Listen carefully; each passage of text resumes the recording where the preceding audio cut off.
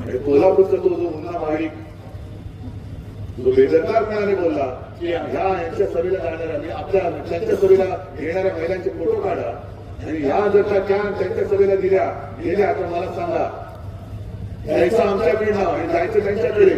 तू त्या माझ्या बहिणीला मोफत समजायला लागलास. मुन्ना महाडिक एवढी नक्की तू कसा बसा तिकडे राज्यसभेत पोहोचला तुझ्या मला बेडकासारखा वेळू तुझ्या मारून आज इथे तर उद्या तिथे.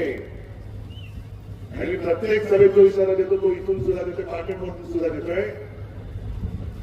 माझ्या सभेला किंवा महाविकास आघाडीच्या सभेला ज्या महिला येत आहेत त्यांच्यापैकी एकीच्या जरी केसाला धक्का लागला तरी मुन्ना तुझा हात मी उचलून मुळाकडे टाकलेलो आहे. जर माझ्या बहिणीला धमकी देत असेल तर मी सुद्धा तुला जाहीर धमकी देतोय समाज.